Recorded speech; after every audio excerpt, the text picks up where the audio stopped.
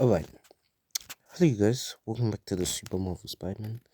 Today we're going to review this Lamborghini Diablo VT 6.0 or 6.0. So yeah, let's look at this. Back in 1990, no actually, let's start with 1985. Lamborghini decided to do a replacement for the Countach because the Countach was showing its age and it was getting old, but everyone loved the Countach. So Lamborghini in 1985 decided to make the choice, the suggestion, to make a replacement for the Countach. Then they put Marcello Gandini on the design. But when Chrysler in 1987 bought Lamborghini,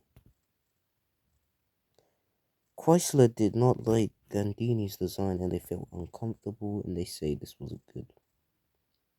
And I got mad at Chrysler for that because Marcello Gandini was the one, who made the famous, the legendary Miura and of course the legendary Countach as well. These two icons. But now we got the Countach, which was actually just like that.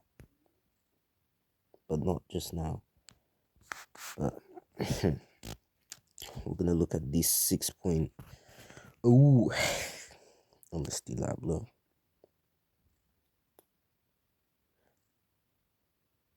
By 1990, Lamborghini decided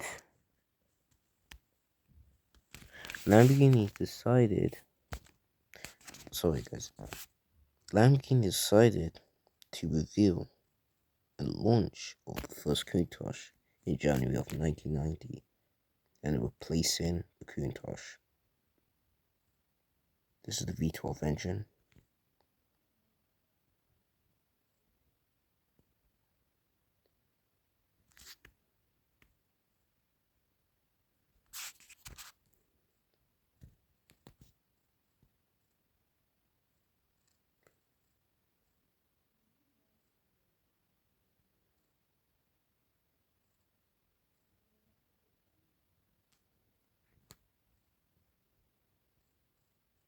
The Countach has been legendary and was the perfect one.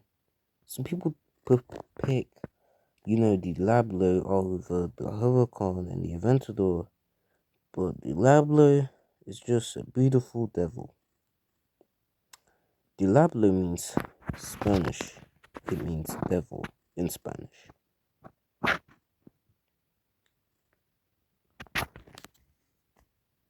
And it was named after, aggressive bull. A very aggressive bull that was angry and very aggressive and very moldy. We're gonna look at the interior in this Diablo.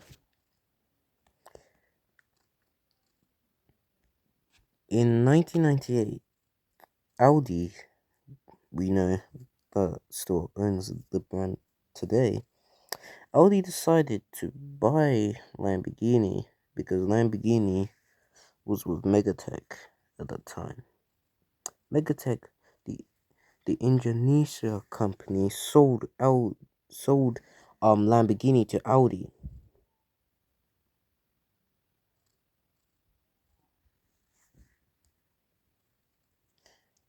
And Audi decided to refresh the lineup, and the VT 6.0 was the last production model.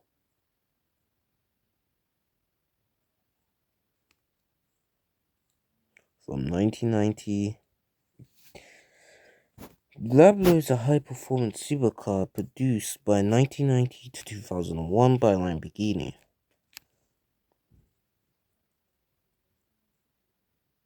But later, the Diablo was replaced by, the Murcielago. You can see all these fantastic cars. But Lamborghini decided to put, if you guys are a fan of, the Japanese cars, if you might like them or you might own one, you may know these headlights are from the Nissan 300 ZX,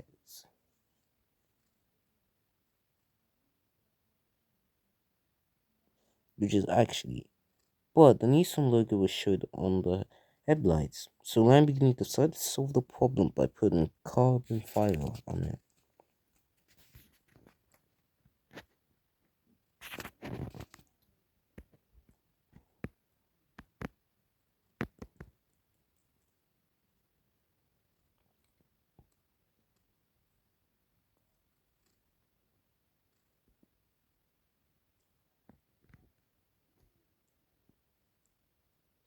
We're going to talk about all the features that Lamborghini has done.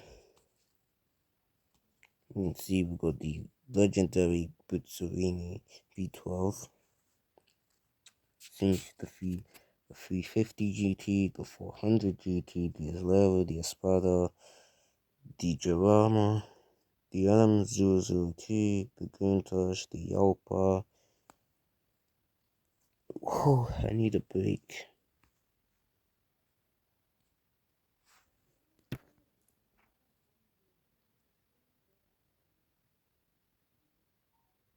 Lamborghini, over the years, decided to make a race car with the Countach, like the GTR, the GT, the SVR,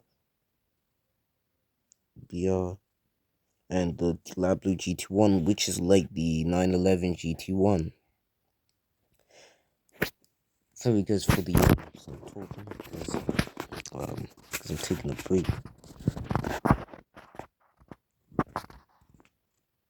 And in 1995, Lamborghini decided to try and join Formula One to beat the Scuderia Ferrari. Ferrari's the enemy, but unfortunately, it didn't really go very well. So yeah.